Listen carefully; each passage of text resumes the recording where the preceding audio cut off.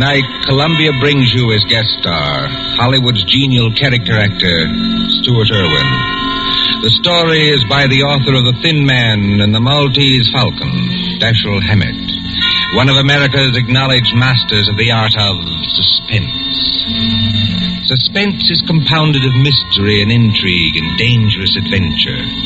In this series are stories calculated to intrigue you, to stir your nerves, to offer you a precarious situation, and then withhold the solution until the last possible moment.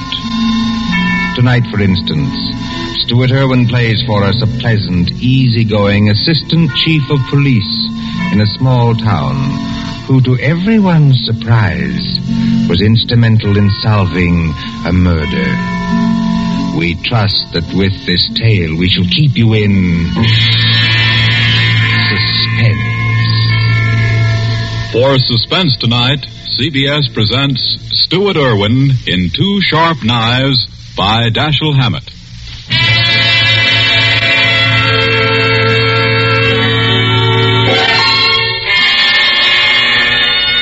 Shortly after 2 a.m., a poker game had just broken up at Ben Camsley's, the doctor coroner of Deerwood City. Scott Anderson, Deerwood's chief of police, and Wally Shane, his assistant, were standing outside. Where are we heading for, Scott? Let's walk across the street, Wally. Railroad station. Gee, aren't you afraid of the excitement, Chief? Don't you think that watching the 211 come in is apt to be too much for your blood pressure? Well, if it is, Wally, you can always carry on. You've been a pretty good imitation of an assistant to me for some time now. Yeah? Yeah. If anything happens to me, you'd be the chief. Don't worry. Won't be any harder for you to fool the public as chief. Hi, Elmer. Howdy, Scott. Hello, Wally. Kind of late for you boys to be around, ain't it? No, I don't know. We sort of figured we'd put the town to bed tonight. How's the 211? On time? Right on the nose. She ought to be blowing for the bend in just about 3 seconds now. Yep. What'd I tell you? It's her now. Expecting anyone on her, Scott? No, Elmer, I'm not expecting anyone. Wally and I just thought we'd come over and watch you come in, that's all. You know, Elmer, you never can tell who might get off, though. Dick Turpin, Henry Morgan, Jesse James, Jack the Ripper, or 6 officers of Murder Incorporated, or even your Aunt Gussie. I guess you're right, Wally. Well, here she be. Pardon me, gents, but I gotta be rolling the wagon out to the baggage car.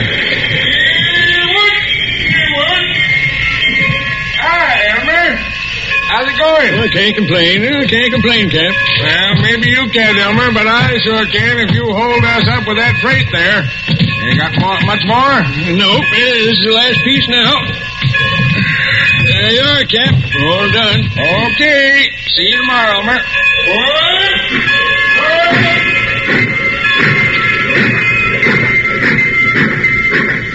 Hey, Scott, do you see what I see?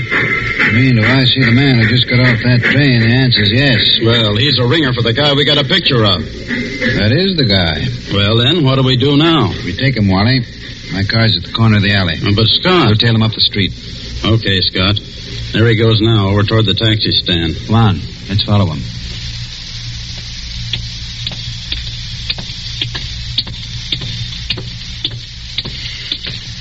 Hello, Fireman. Huh? Why, I don't believe You're Lester Fireman, aren't you? Yes, I am. Philadelphia? Yes? I'm Scott Anderson, Chief of Police. What? Chief of... What's happened to her? Happened to who? Oh, no, you don't. No. Let me go. Hold You on. think you can pull that sort of stuff with me? You're very much get a crack at that mug. Oh, no. Wait a minute. No. Wait a minute. Hold it, Wally. Well, Fireman? Well, I'm sorry. For a moment there, I thought you weren't really a policeman. Thanks. It's nice to know I look almost human. Yes, it was silly of me. I'm sorry. Well, let's get going now before anything else happens. Okay, Furman, get in the car. I'll drive, Scott. In you go.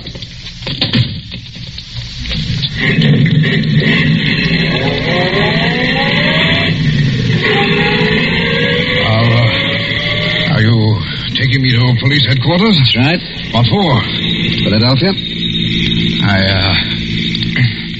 I don't think I understand. You understand that you're wanted in Philadelphia for murder, don't you?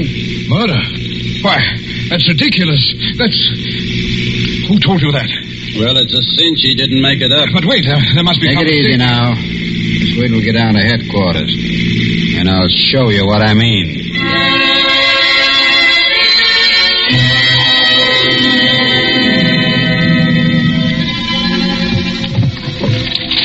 Now then, here's the circular on Lester Furman. It was sent out by the Trans-America Detective Agency in Philadelphia. Take a look at it. Oh, yeah. $1,500 reward for the arrest and conviction of Lester Furman, alias Lloyd Fields, alias J.D. Carpenter, for the murder of Paul Frank Dunlap in Philadelphia on December 8th, 1942. Well? It's a lie. You're Furman, aren't you? Oh, yes, but... That's your picture on the circular, isn't it? Oh, yes, but I... Scott, I see you and Wally got Furman, huh? Oh, hello, George. You lucky stiffs. Now you two split $1.50 reward. I never seen nothing like it. You know, if it ain't vacations in New York at the city's expense, it's reward dough. Judge, someday, if you don't remember you're the jailer around here, not the D.A., you're going to be wearing your teeth on the outside of your lips, and I'll be the guys who arrange them that way. Savvy? Just because you caught a guy who's hot in Philadelphia. It's a lie. It's a frame-up. You can't prove anything. There's nothing to prove. I never killed anybody. I won't be framed. Take it easy, Furman. Take it easy. You're wasting your breath on us. Save it for the Philadelphia police. We're just holding you for them. But it's not the police. It's the Trans-America Detective... turn you over to the Philadelphia police. Mr. Anderson, Well, then there's nothing I can do now. There's nothing any of us can do till morning. You'll have to search you now, then we won't bother you any more till they come for you. But Wally, you look through his bag. I'll see what he's got in his pockets. Okay, Scott. Well, all he's got on him are some business cards, a few letters, $160, a book of checks in a Philadelphia bank, and a few odds and ends. What's with the bag, Wally? Not much. A couple of changes of clothes, some toilet articles, and... Oh, here's a 38. Loaded. Pretty little thing, isn't it? Okay, put those things in what I got in the vault. All right, George. You can take Furman now and lock him up. This is the most ridiculous Come thing on, darling, come on. We ain't had nobody in our little hoosegow for 3 days running. There you are. Now you'll have it all to yourself. Just like a suite at the Ritz. But Go on, in you go. I tell you, you're making a mistake. I demand to be allowed to get in touch with my lawyer.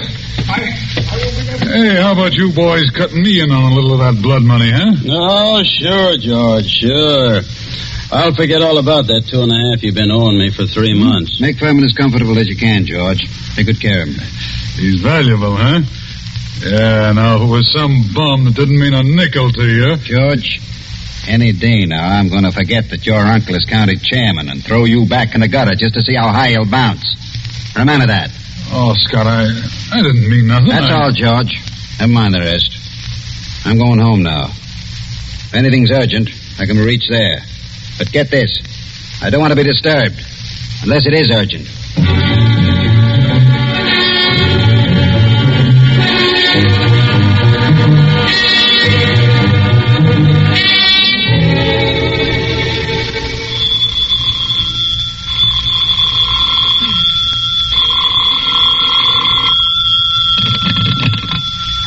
Hello.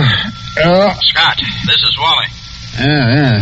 Yeah, Wally. What time is it? It's 5 after 6 in the morning, and you'd better come right down, Scott. That fella Furman's hung himself. What? Furman hung himself? Yep, by his belt, from a window bar. Deader than a mackerel. I'll be right in, Wally. Phone Doc Camsley and tell him I'll pick him up on my way down. No doctor's going to do Furman any good, Scott. It won't hurt to have him looked at. You'd better phone the chronic court at Douglasville, too, and file a routine report. Already did that. And what's more, hold on to your seat. The DA's on his way over, in person. The DA? Yeah. I'll be there before you hang up, Wally.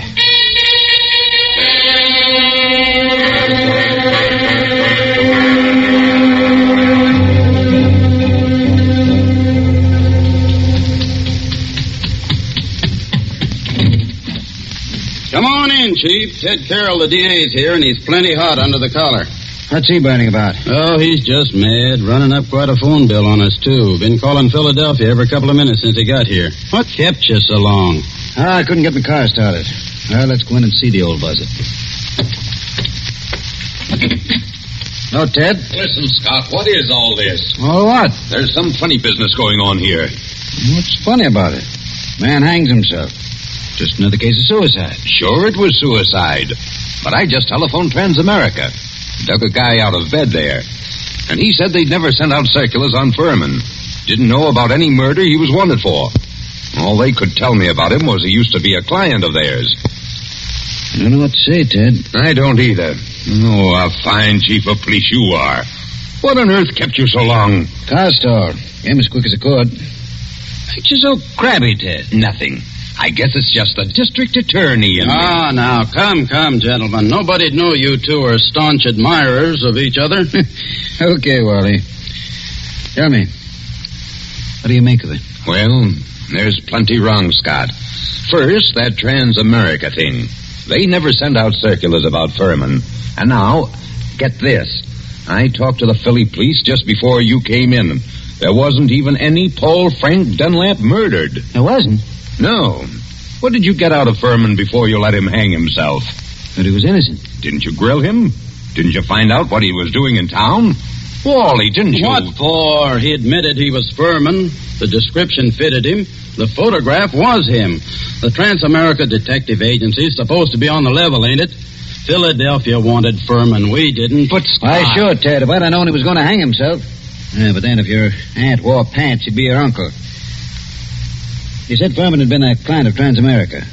They tell you what the job they did for him was? His wife left him a couple of years ago, and he had them hunting for her for 5 or 6 months. But they never found her. They're sending a man up here tonight to look things over. Yeah, huh? Yes. Mm-hmm. Well, I'm going out and grab a quick bite. But I might as well tell you, Scott, there's going to be trouble over this. I know that, Ted. There usually is when somebody dies in a jail cell.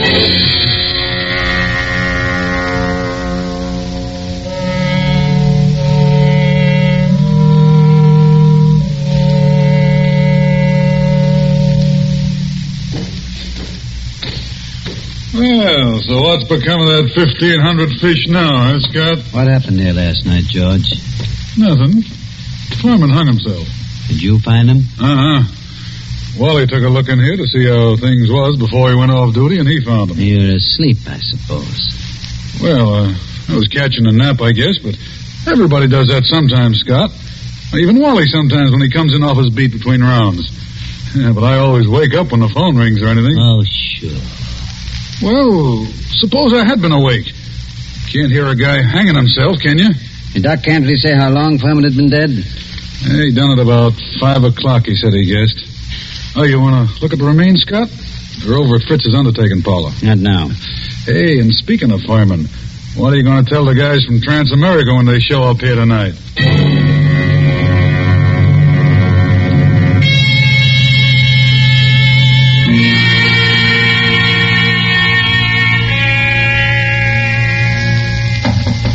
Come in. Oh, they told me I'd find you here. You're Chief Anderson, aren't you? Yes, that's right. I'm Carl Riesing, assistant manager of the Transamerica Detective Agency in Philadelphia. This is Mr. Wheelock, who was Lester Furman's personal attorney. Glad to know you, Mr. Riesing. How do you do, Mr. Wheelock? How do you do? I know you gentlemen are already in possession of most of the details concerning Mr. Furman from the time he arrived in Deerwood until the time of his death. But perhaps you don't know that the police of most towns in our corner of the state have also received copies of this same reward circular. Take a look at it. I must say this circular is an excellent forgery. You're sure it's a forgery, Mr. Riesing? Oh, yes, there's no doubt about it. But it's an excellent forgery. Tell me, Mr. Wheelock, was Mr. Furman a native Philadelphian? Oh, my, yes. He was a well-known, respectable, and prosperous citizen of Philadelphia. Married, I believe? In 1934, he married a 22-year-old girl named Ethel Bryan, daughter of a Philadelphia family. And the Furmans had a child? Isn't that right, Mr. Wheelock? Yes, born in 1936, but the child lived only a few months. Mr. Furman's wife disappeared after the child's death. What year was it that she disappeared? Mr. Riesing should remember that. His agency worked on the matter. Oh, I remember it well. Mrs. Furman disappeared in 1937. We never heard anything of her again, although Furman spent a lot of money trying to locate her. What did she look like, Mr. Riesing? Just a moment. I have a picture of her right here in my briefcase. Here it is. Quite pretty, isn't she? If you care for that type. I see what you mean, Mr. Wheeler. But she's attractive as that. Judging by this photo, I'd say that she was a small-featured, pretty blonde, with a weak mouth and large, somewhat staring eyes. Oh, that's an accurate enough description, all right. If you don't mind, I'd like to have a copy made of that photograph, Mr. Riesing. Oh, you can keep that one if you like. It's one that we had made up at Transamerica. Her description's on the back. Thanks. Did Furman ever divorce her? No, sir. He was a lot in love with her, and he seemed to think that the child's dying made her a little screwy so that she didn't know what she was doing. That's right, isn't it, Mr. Wheelock? That is my belief, Mr. Riesing. You said Furman had money, Mr. Wheelock. About how much did he have? And who gets it? I should say his estate will amount to perhaps $500,000 left in its entirety to his wife. Mm-hmm. It's quite a handy sum for anyone to have, I'd say. Mr. Wheelock, everything shows that somebody framed Furman into the Deerwood jail. And that frame-up drove him to suicide. But there has to be something else. A lot else. Well, then, what are you going to do? I'm going across the street to the undertaking parlor and have a look at Furman. I'll see you later.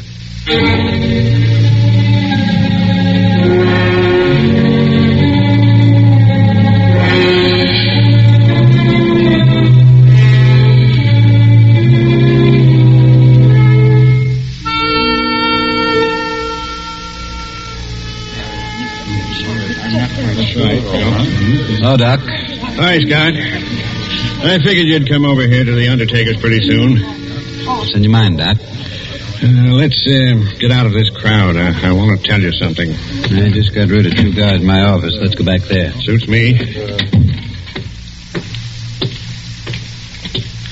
2 of those bruises showed, Scott. What bruises? Furman. Up under the hair, there were 2 bruises. Why didn't you tell me? I'm telling you now, Scott. You weren't here when I made my examination. This is the first time I've seen you since then. Why didn't you spill the stuff about Furman's bruises when you were testifying at the inquest, then? I'm a friend of yours. Do I want to put you on a spot where people can say you drove this chap to suicide by third-degreeing him too rough? You're nuts. How bad was Furman's head?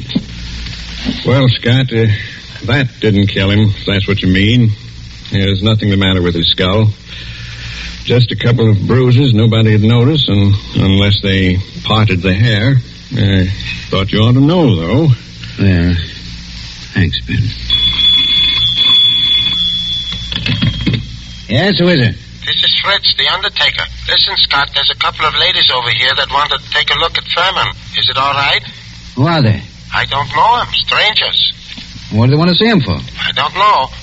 Wait a minute. Could I please see him? Why do you want to see him? Well, I'm his wife. Furman's wife? Yes. Oh, certainly. I'll be right over. So long, Ben. I've got to go back to the undertaker's. So long, Scott.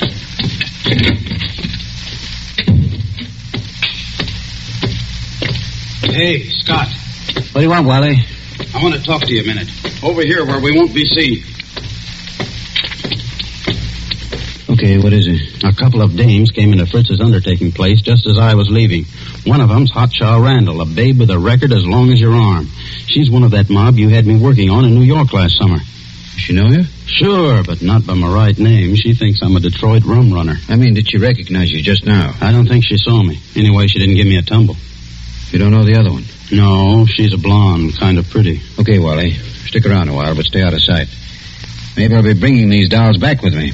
Whatever you say, Chief.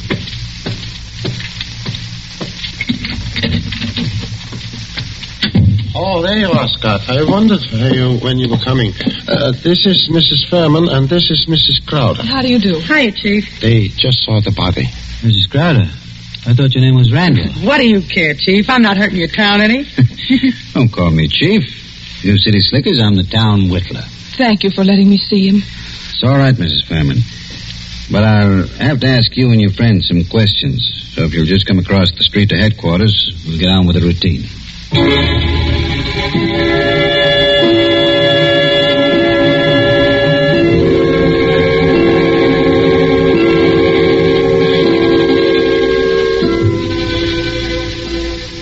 Before I ask any questions, I want to tell you something. Mrs. Furman, your husband didn't commit suicide. He was murdered. Murdered? Ah, Chief, we got alibis. We were in New York, and we can prove it. And you're likely to get a chance to. What brought you down here, anyway? Murdered? Well, who's got a better right to come down here? She was still his wife, wasn't she? She's got a right to look out for her own interests, hasn't she? Mm-hmm. It reminds me of something. Excuse me a second. I've got to make a phone call in the next room.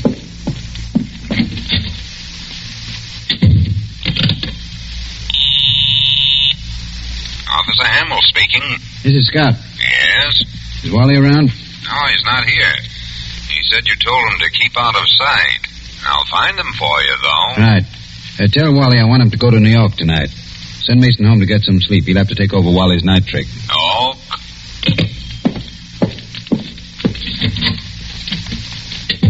Mr. Anderson, do you think I had anything to do with with his death? I don't know, Mrs. Furman. I know he was killed. I also know he left you something like $500,000. Wow. Dollars? Dollars. All right, Chief. Let's stop clowning. The kid here didn't have a thing to do with whatever you think happened. No? No. We read about Lester Furman committing suicide in yesterday morning's paper, and about there being something funny about it. And I persuaded her she ought to come down to deal with Anderson, I wouldn't have done anything to hurt Lester. I left him because I wanted to leave him. I wouldn't have done anything to hurt him for money or anything else. Had I wanted money from him, I would only have had to ask him for it. That's the truth, Chief. For years I've been telling Ethel she was a chump not to tap him. But she never would. I wouldn't have hurt him. Why'd you leave him then?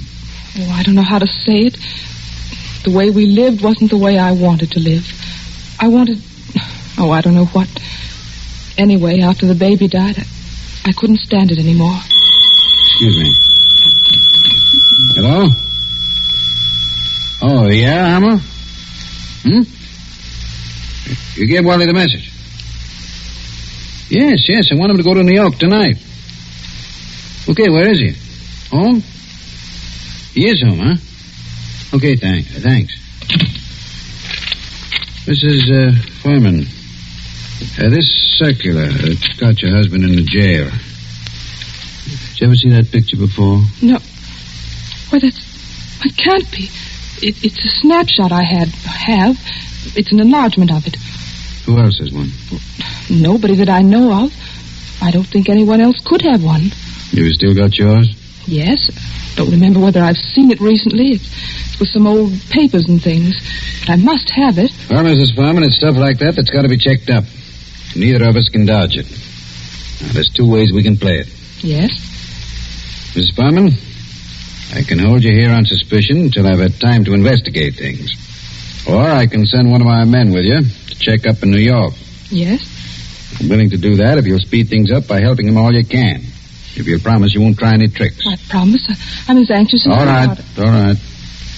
How'd you come down? We drove down. We got a great big car. That's my car, see? That big green job across the street.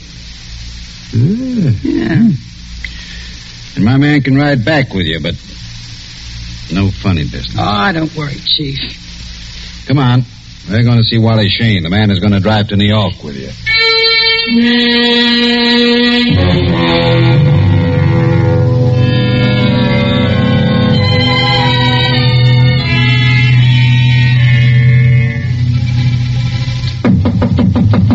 Wally? Who is it? Scott, Wally. Come in. Ladies first. Harry. Ethel. No, you don't. No use reaching with that gun, Wally. Already got you covered. I guess you win, Scott. Yeah, I guess I do. Come along back to headquarters with me like a good little boy. Wally, you're under arrest. for murder.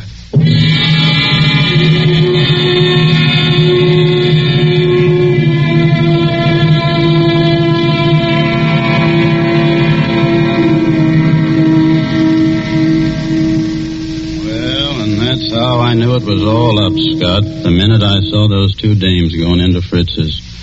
Then when I was ducking out of sight, I ran into you, and I was afraid you'd take me over there with you, so I had to tell you one of them knew me, figuring you'd want to keep me under cover for a little while anyhow, long enough for me to get out of town. Why didn't you get out, Wally? Well, I dropped in home to pick up a couple of things before I scram, and that phone call of Hamill's catches me, and I fall for it. You see, Scott, I figured you're not on to me yet and are going to send me back to New York to see what dope I can get out of the dames. Well, you fooled me, brother. And I thought you'd fall for that. Then you didn't just stumble into all this accidentally, did you? No, I didn't, Wally. I figured Furman had to be murdered by a copper. The no reward circular's well enough to make a good job of forging one. Incidentally, who printed that Furman circular for you, Wally? I'm not dragging anyone in with me. It was only a poor mug that needed dough. Okay, Wally. You see, I knew only a copper would be sure enough of the routine to know how things would be handled. Only one of my coppers would be able to walk into Furman's cell, bang him across the head, and string him up on the... Those bruises showed, you know, Wally. They did? I guess I should have wrapped 2 towels around that blackjack. Oh, gee, Scott. I seem to have slipped up on a lot of things. So that narrows it down to my coppers and... Well, you told me you knew the Randall woman. There it was. Only I figured you were working with him.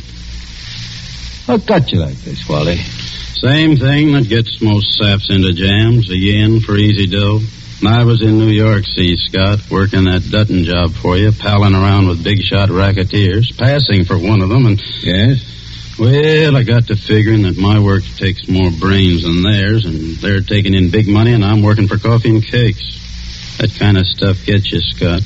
Anyway, it got me. Mm-hmm. Then I ran into this Ethel Furman, and she goes for me like a house afire. I liked her, too, see, so that's dandy. But one night she tells me about how much dough her husband's got and how he feels about her, and I get to thinking... Thinking what? I think she's nuts enough about me to marry me. So I got to thinking, suppose he died and left her his role. Mm-hmm. I see. So I run down to Philly a couple of afternoons and look Furman up, and everything looks fine. I took my time working out the details, meanwhile writing to her through a fellow in Detroit. Go on. Finish one. Well, I decided to do it. I sent those circulars out to a lot of places, not wanting to point too much to this one. And then when I was ready, I phoned Furman, telling him to come to Deerwood Hotel that night. And sometime before the next night, he'd hear from his wife, Ethel. I knew he'd fall for any trap that was baited with her. Only I guess I'm not as sharp as I thought I was, Scott. Maybe you are, Wally. Maybe you are. That doesn't always help. Old man Camsley, Ben's father, used to have a saying, to a sharp knife comes a tough steak. Well, sorry you did it, Wally. I always liked you. I know you did, Scott. I was counting on that.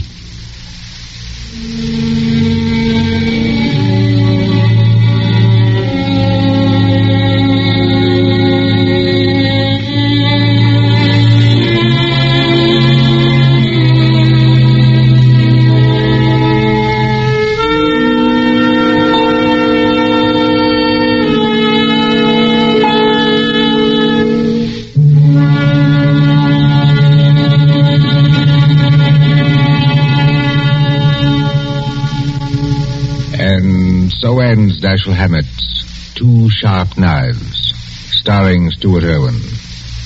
Tonight's story of Suspense. Columbia presents these tales of mystery and intrigue and dangerous adventure for your relaxation and enjoyment. Next week, Suspense will not be heard because of a special holiday broadcast. Columbia's review of the events of the year, 12 crowded months, which has been scheduled. On the following Tuesday, January 5th, there'll be another in this series. Same hour, 9:30 Eastern Wartime. William Spear, the producer, John Dietz, the director, and Bernard Herrmann, the composer-conductor, are collaborators on Suspense. This is the Columbia Broadcasting System.